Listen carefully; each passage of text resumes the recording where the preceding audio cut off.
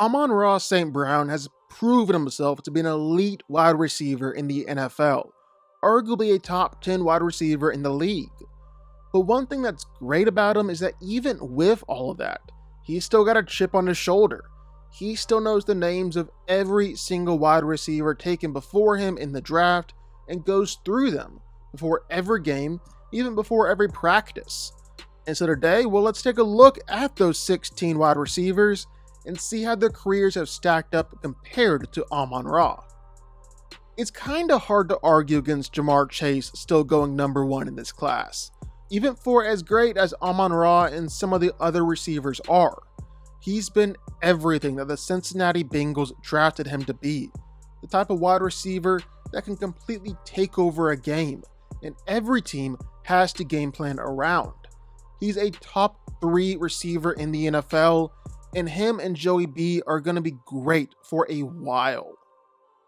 Jalen Waddle might technically be the wide receiver 2 for the Miami Dolphins, but that's just because he's playing behind Tyreek Hill.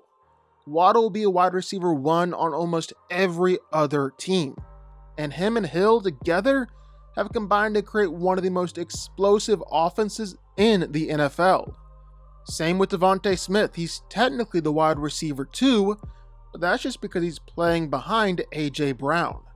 The kid has put all doubts about his size to rest, and he's proven that he can be just as dominant as he was in college, showing himself to be one of the best wide receivers in the NFL. It's truly bizarre that Kadarius Toney has 2 Super Bowl rings. He was absolutely electric in college, but never really hit with the New York Giants. But then he was traded to the Kansas City Chiefs and paired with Patrick Mahomes, and everyone got super excited about what this former first-round pick could be. Sucks that he just completely forgot how to catch a football and made Mahomes question his existence for half a season there. The Baltimore Ravens have been trying for years to find a wide receiver 1 to pair with Lamar Jackson, but they didn't find one in Rashad Bateman. Injuries have held him back for the first few years of his career, and the most you can kind of hope for him is that he operates as the 3rd pass catcher behind Mark Andrews and Zay Flowers, but that might be his ceiling.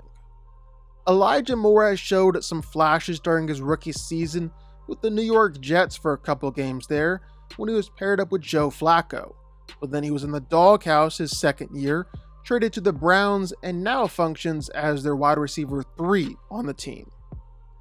The best that Rondell Moore ever amounted to was a gadget play guy in Arizona. Maybe he can become more in Atlanta with Kirk Cousins, but I wouldn't count on it.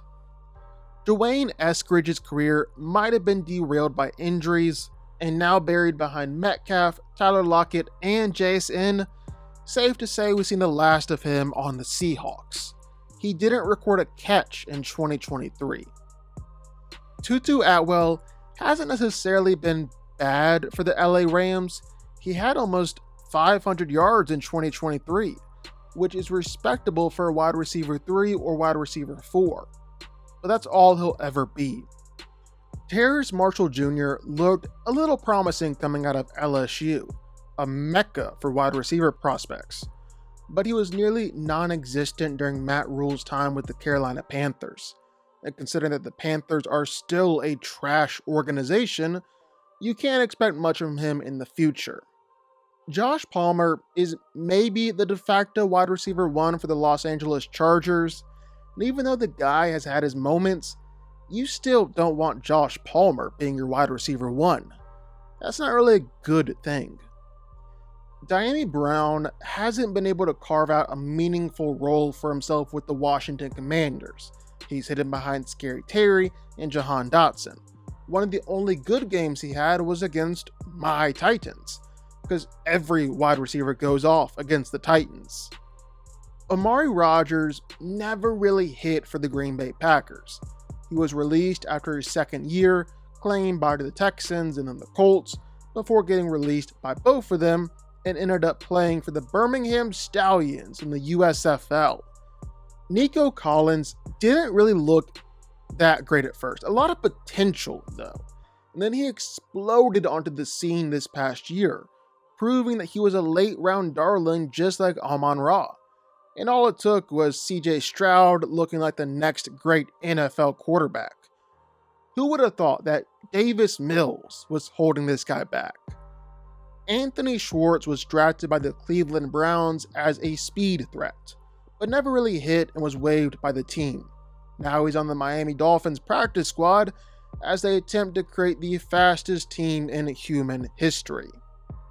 And then one spot before Amon Ra St. Brown, my Titans drafted none other than Dez Fitzpatrick. He caught a total of 5 catches, cost us a few games, and was released after his second year.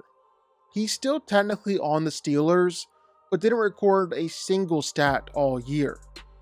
Then the 17th wide receiver taken in the 2021 draft, one of the best wide receivers in the NFL, Amon Ra St. Brown.